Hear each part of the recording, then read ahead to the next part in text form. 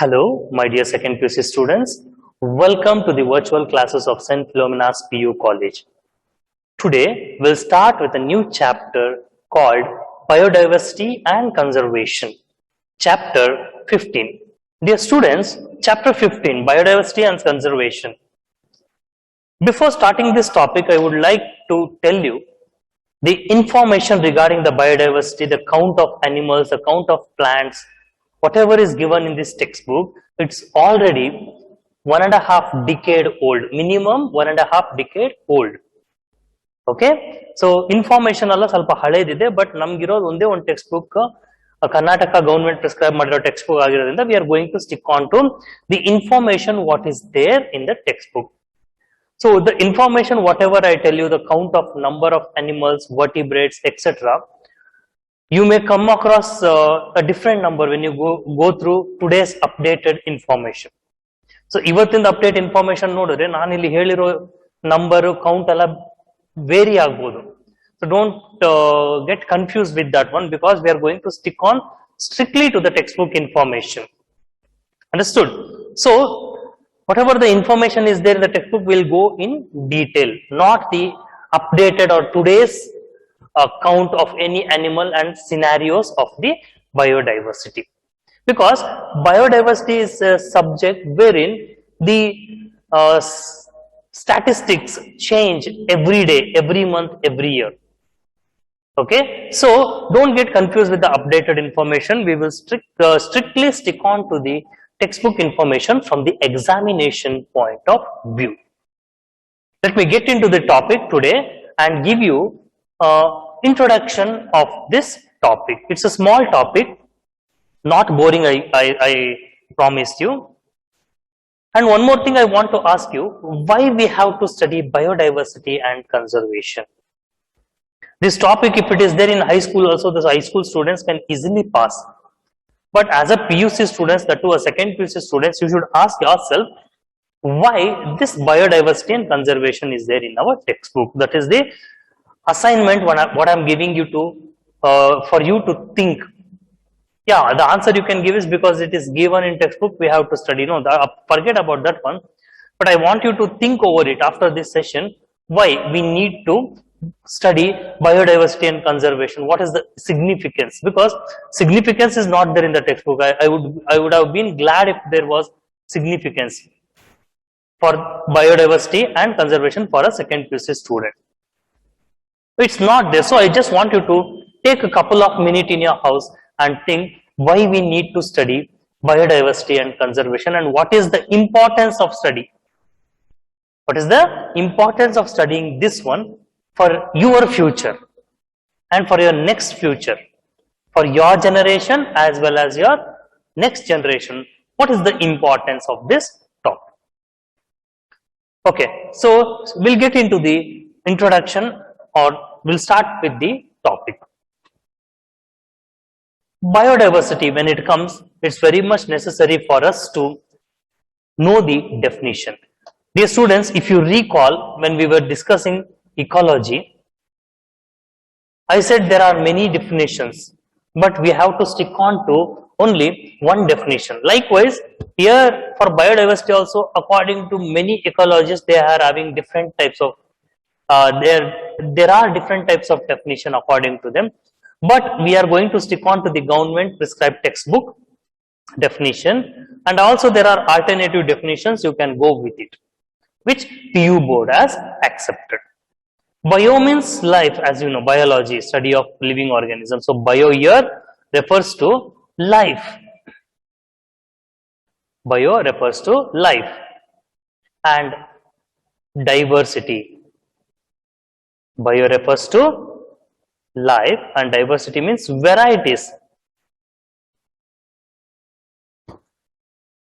Vibhinnavada, bere bere tere ada. So during Independence Day, we always tell unity in diversity. This sentence is common from your school days, isn't it? Unity in diversity. I don't want to concentrate on the word unity. Diversity, diverse. Most of the students in my class, when I ask what is diverse, they tell that husband and wife get separated. No, so no, that is divorce. Most of our Indian local people pronounce it as diverse. No, I can understand, but diverse means varieties, vibhinnavada, bere bere tarada. Okay, alag alag. Now, India is having varieties, diversity, as I said. Tamil Nadu, you find Tamil people, Karnataka, Kannada people, and like Andhra, Telugu people, Kerala, Malayalam people, Gujarat, Gujaratis, Bengalis, Punjabis, Marathis, many languages, many tradition, many culture are there. So even though the country is called as India, within that country we are having many languages, many religions, many customs. That is what we call it as diversity. ಒಂದೇ ದೇಶದಲ್ಲಿ ಬೇರೆ ಬೇರೆಯಾದ ಭಾಷೆ ಸಂಪ್ರದಾಯಗಳು ಇದೆ, ವಿಭಿನ್ನವಾದ. That's what. So bio means life, varieties, the different types of varieties, the different types of organisms. The definition you can see on the screen now means the varieties of species of plants and animals. I said organisms, yeah, both animals and plants in a particular geographical area. I would be glad if you add that sentence at a particular time, but you don't add that word to a definition. So at a in a particular geographical area on the earth, in a particular region, at a particular time. Why am I stressing on time? Because every year this biodiversity number varies. Every year, every day it goes on.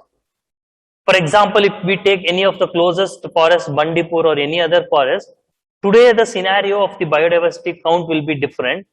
By chance, if there is a flood or a forest fire today, the biodiversity number may vary immediately tomorrow. That's why the time is also very, very important in that given area and at a given time. So you don't need to add that word here, but as a biology student, you need to know why the time factor is very, very important when determining the biodiversity. So there is one more definition, we can go through it. The enormous diversity of life on earth. This definition also you can write.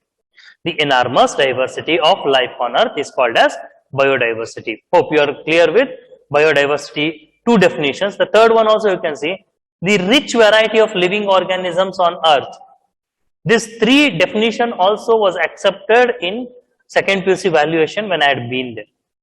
Understood? So any one of these definitions you can go through. All the three definitions are very easy, as I said. If you go through this topic, most of the concepts you will tell it is very easy. Why it is there for second PUC? That's why I said you, after today's session, I need your couple of minutes to think over what is the significance or importance of studying biodiversity for your generation and for your future generation as a biology student and also as a common citizen of India. Moving to the next part, many people, many scientists, many workers did their research and their work on biodiversity, but in your textbook we are highlighting Edward Wilson coined the term biodiversity. Edward Wilson coined the term biodiversity is important. Three levels to study biodiversity, or the three types of biodiversity, very, very important. We need to go one by one. First, we'll try to know what are the three levels or types of biodiversity. The first one is genetic diversity. The second one is species diversity, and the third one is ecological diversity. All the three we are going to study one by one in detail now according to your textbook. We'll get into the first one. I want you to take a screenshot of this. First one, genetic diversity. Now, what is this genetic diversity? A single species may show high diversity at genetic levels over its distributional range. Dear students, I believe you have gone through biotechnology, genes, because principles of inheritance and variation is not uploaded yet. So I'm just telling you, genes. If we have a particular gene, that we can find a specific character. So when the gene varies, the gene in an organism varies, even the character in the organism also will vary. A particular organism alli gene alli ವ್ಯತ್ಯಾಸ ಆಯ್ತು ಅಂತ ಹೇಳಿದ್ರೆ ಅದರಲ್ಲಿ ಆ organism ಅಲ್ಲಿ character ಕೂಡ ನಾವು ಆ ವ್ಯತ್ಯಾಸವಾದ ಕ್ಯಾರೆಕ್ಟರ್ ನ ನೋಡಬಹುದು. ಬೇರೆ ತರವಾದ ವಿಭಿನ್ನವಾದ ಕ್ಯಾರೆಕ್ಟರ್ ನಾವು ನೋಡಬಹುದು. So the genetic variation shown by the medicinal plant we are going to study as an example here. The medicinal plant known as Raulfia vomitoria can be a very good 1 mark question. So genetic diversity is nothing but the diversity shown at the genetic level, genes level alli. Gene, okay, the units of variation, heredity and variation. Now Raulfia vomitoria, this plant is seen grown in the higher altitude region.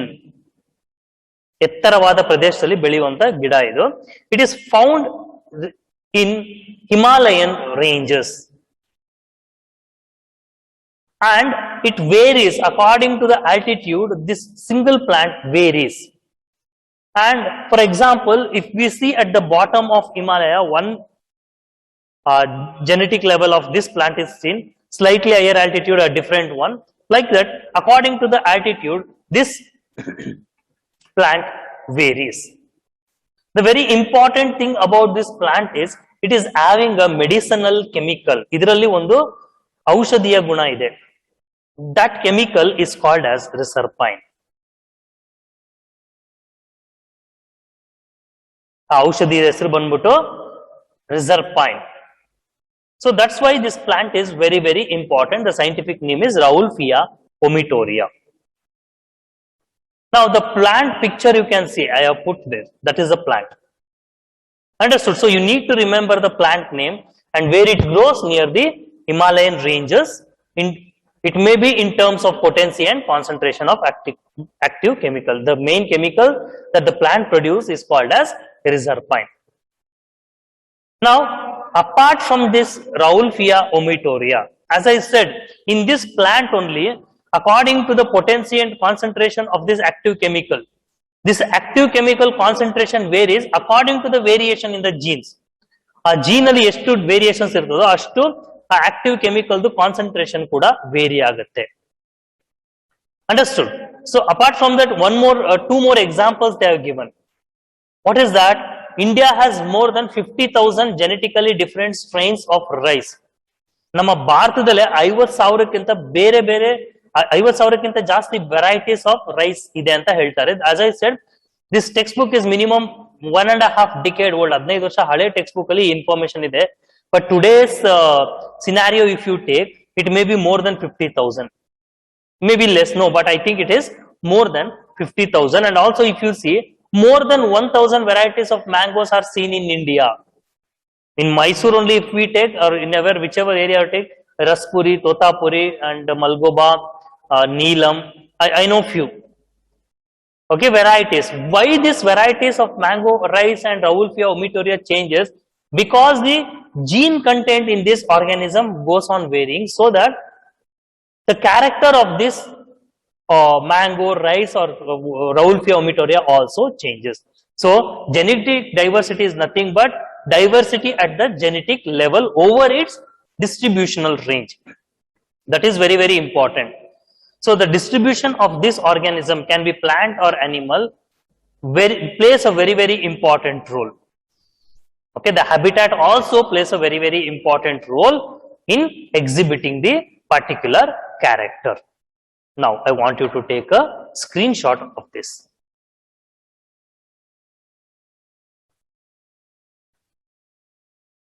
Second one, species level. In simple we can tell it is a diversity at species level. One example they are given, the Western Ghats have greater amphibian species diversity than the Eastern Ghats. I would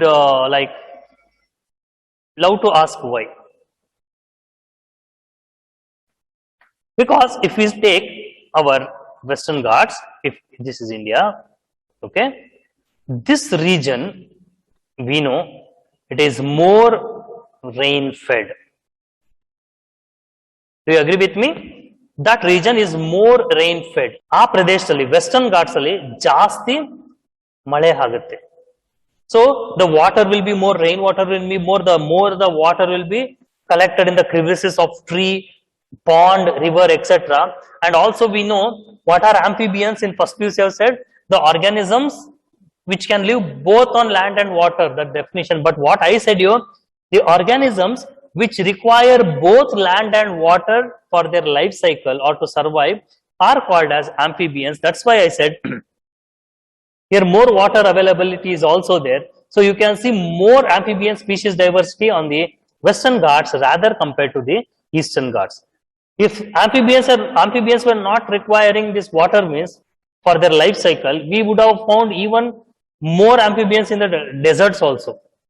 Understood? So species diversity is the diversity of species levels. That's why we see more amphibian species diversity in the Western Ghats rather than the Eastern Ghats. Coming on to the third one, ecological diversity, diversity at the ecosystem level. Okay, ecosystem level. For your understanding, habitat anta mind alli itkobodu. There is a greater ecosystem diversity in India than a Scandinavian country like Norway. So before understanding this, we need to know what is a Scandinavian country like Norway.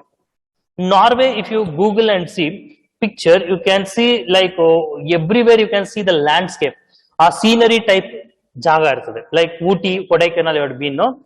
Like good scenery like that. Anywhere you go, you will find that one only. The entire country will be having like that habitat, ecosystem. But when you come to India, in organisms and population, I showed you and I also said you, in India, we have different types of biomes or ecosystem. Desert, thermal spring, grassland, ocean, okay, high mountain tops, permafrost regions like that.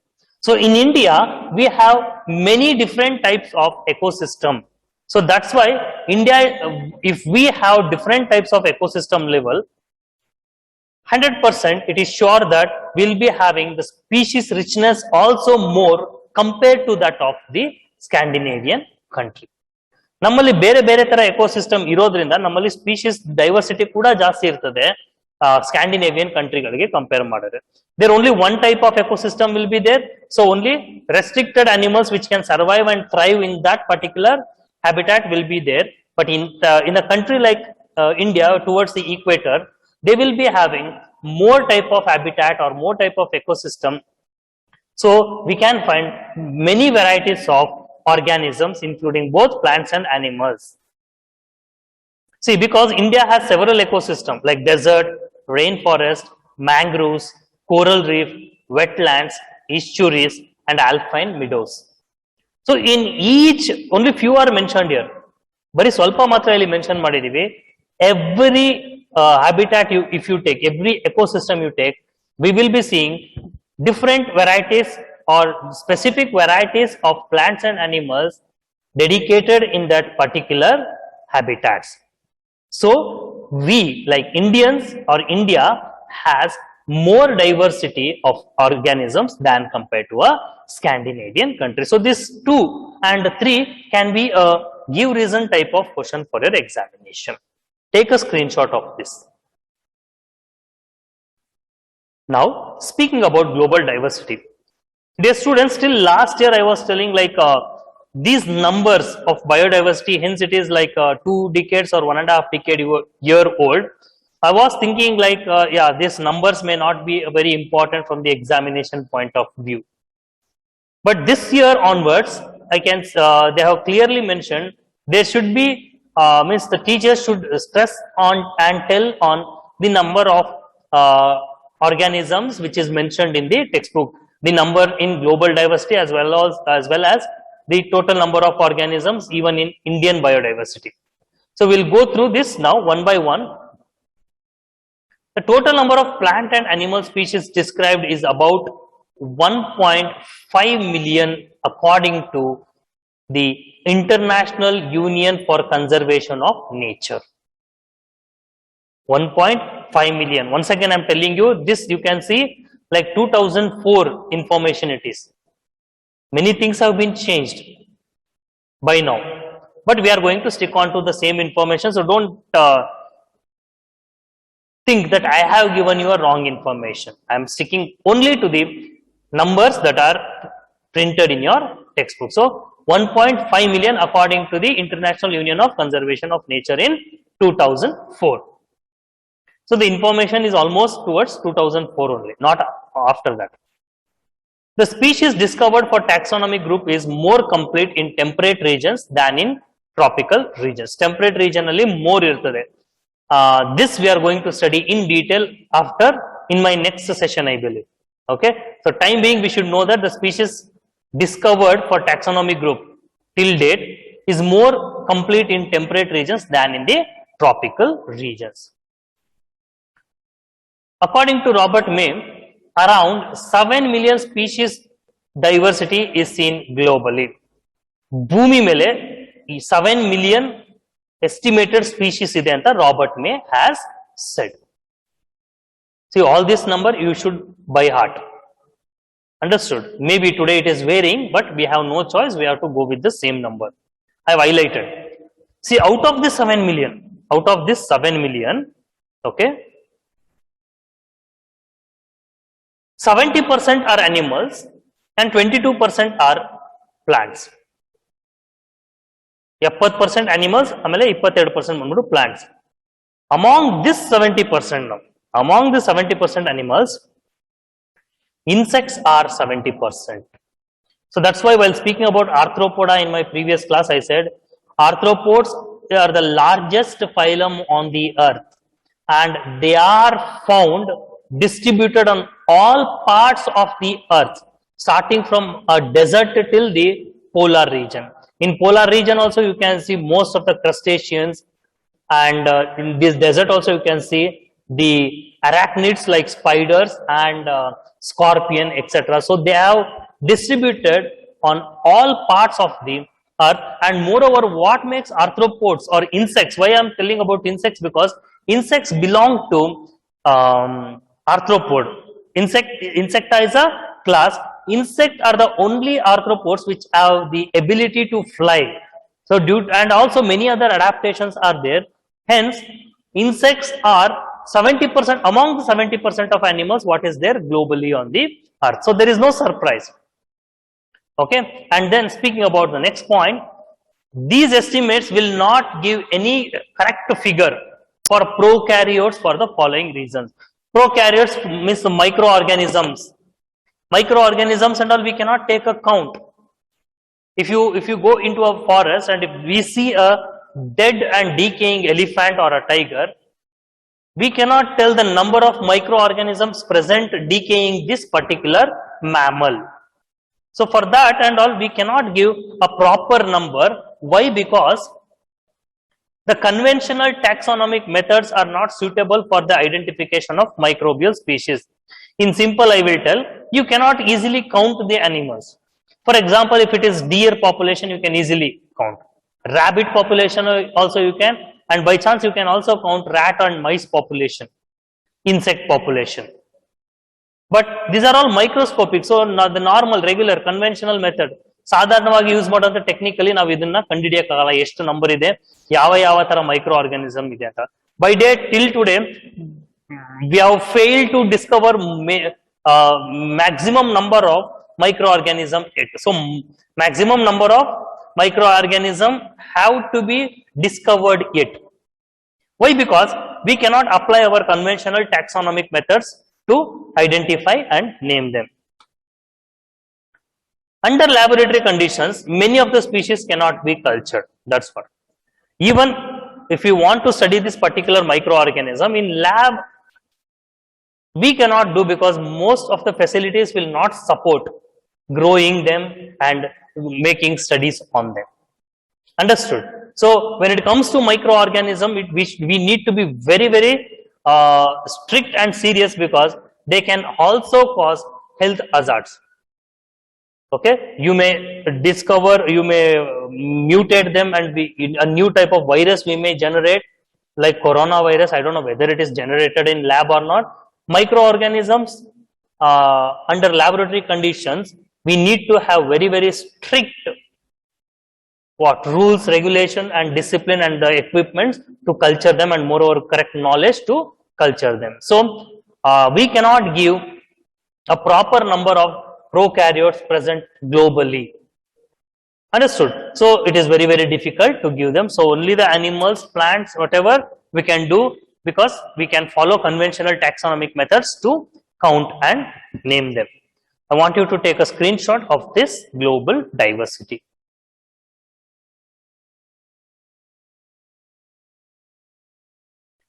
Now you can see, I have put a textbook diagram for you. Whatever we discuss now, that same thing we are seeing on this pie chart. See, invertebrates, if you see what are invertebrates, we can also call them as non-chordates, okay, which do not have a vertebral column.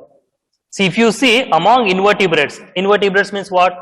Phylum Protozoa, Porifera, Coelenterata, Ctenophora, Platyhelminthes, Aschelminthes, Annelida, Arthropoda, Mollusca, Echinodermata, and the last one now included one is Hemichordata. Out of all these invertebrates, what I mentioned now, what you studied in your previous year, see, insect, can you see so much it is occupied?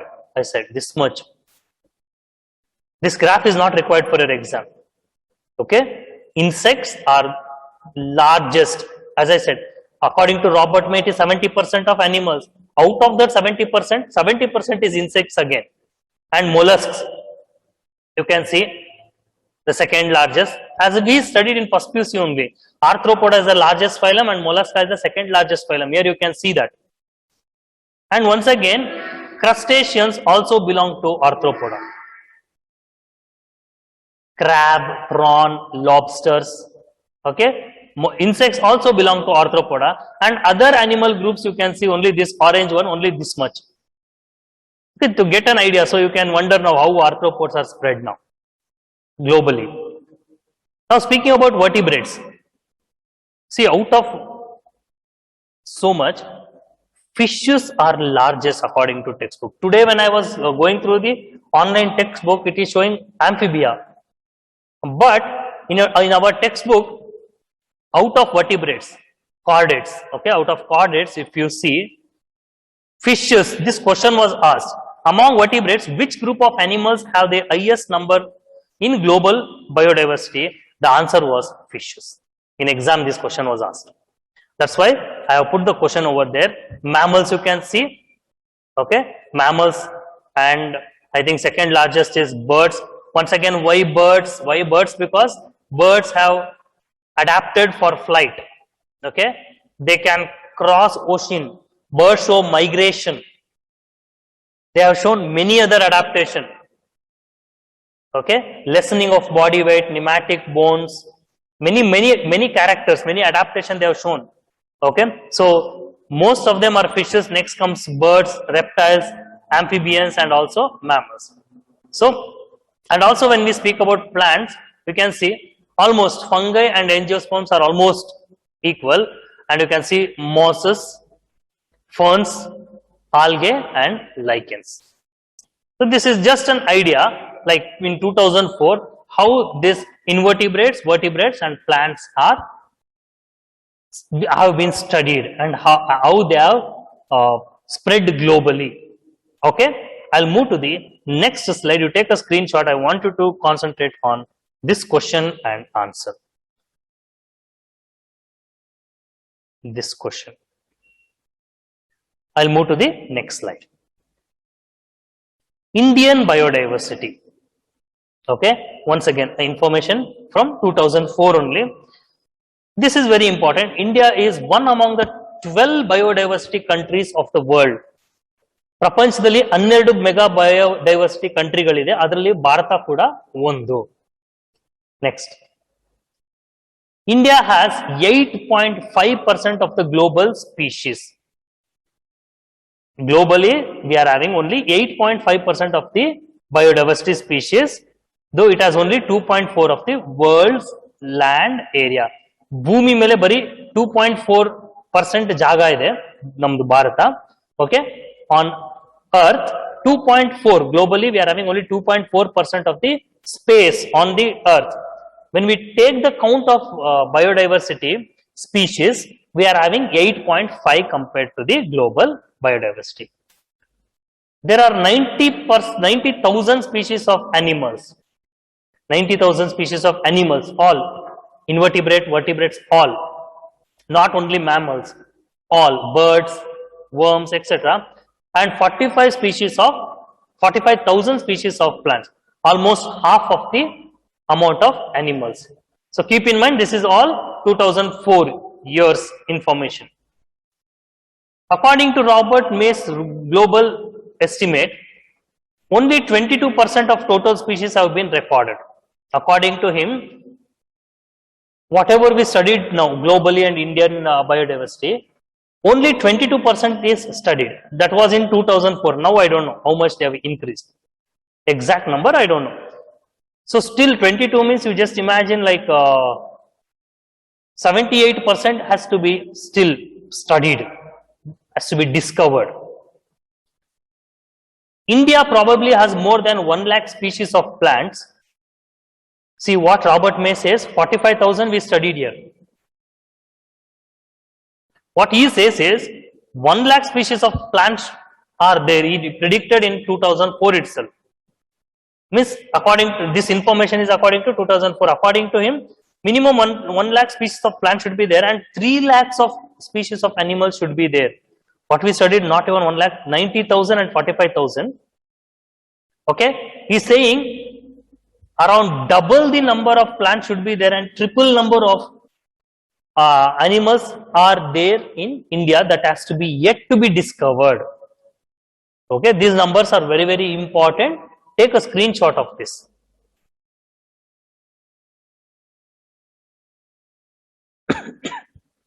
So dear students, so hence it is a introductory biodiversity class. I will stop here. There is nothing much for you to read and mug up. Only 1 or 2 definitions are there. I want you to write these points, whichever. So these points are there in your study material also. Better you take a screenshot and write neatly in your zoology notes. I will sign off from today's class. Chapter 15, Biodiversity and Conservation, Session 1. Take care.